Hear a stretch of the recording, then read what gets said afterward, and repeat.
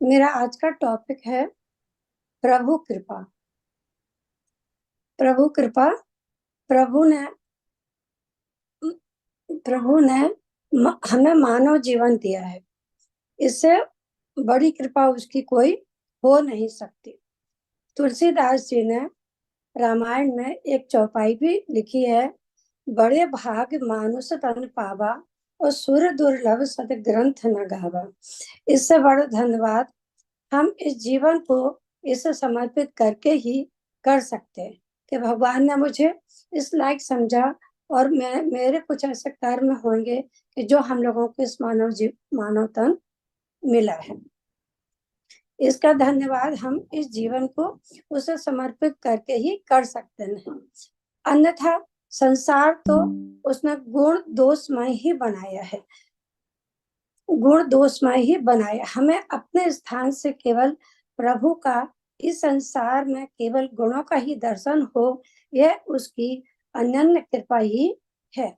अपने स्नेह से सिंचित करते हुए विश्व में जो भी संपर्क संबंध हैं और बने हैं, उनको गुणमय ही देखें। ऐसी शक्ति दृष्टि प्रभु ने हमें दी है। यह प्रार्थना है जीवन में कि पर दोष निरीक्षण का दुर्गुण न आने पाए। यह प्रयास करते रहें। ऐसी कृपा शक्ति प्रभु सबको दे। इस संसार में सब अपने आप में लीन रहने के कारण गुणों से परिपूर्ण है। केवल ममत्व कर्तव्य के वशीभूत होकर ही मनुष्य स्वार्थ के आवरण के भीतर परमार्थ का पालन करने का प्रयास करता है। इसका अपवाद भी होता है क्योंकि प्रभु वो सभी प्रकार की रचनाएं की है। यह ध्रुव सत्य है। अपनी दृष्टि और देखने की अपना अपना एक अलग अलग नजरिया है। इस संसार में अपने स्वार्थ के सिवाय कुछ दिखेगा नहीं। हमें दूसरों के दुख से दुखी और दूसरों के सुख से सुखी होने के प्रयास ही सुख दे सकता है, अन्यथा हम जीवन को जी नहीं सकते हैं। हम जीवन को जी नहीं सकते हैं। इसलिए हमें अवसर मिला है कि हम सुख शांति और आगे अपना जीवन पथ पर अग्रसर बढ़ते रहें। सुख शांति ये जीवन की मुख्य स्रोत है। इन्हें प्रभु ने अंतर में छिपा दिया है। हम मृग की भांति इनकी सुगंध अपने भीतर न खोजकर बाहर खोजते फिरते हैं। दूसरों के द्वारा प्राप्त करने का प्रयास करते हैं जो सर्वथा असंभव है। मनुष्य स्वयं के कर्म से ही इन्हें प्राप्त कर सकता है, कोई किसी का कारण। तुलसीदास जी ने फिर यहाँ एक रामायण में चौपाई के माध्यम से भगवान के मुख से ही बताया है कि कोई अपने सभी अपने सुख दुख के दाता है, कोई दूसरा इसका दाता नहीं है। यह प्रभु के स्वयं के ईश्वरी मुख से बोले हुए शब्द हैं। यह असत्य कैसे हो सकते हैं। हम अपने कर्म को श्रेष्ठ समझ करके भूलों को अनदेखा कर दूसरों का दोषारोपण कर अपने आप के निर्दोष बचाने का प्रयास करते हैं। जो क्रोध के स्वार्थ के वशीभूत हो, मृग जल की भांति हमारा मन हमारा भ्रम है।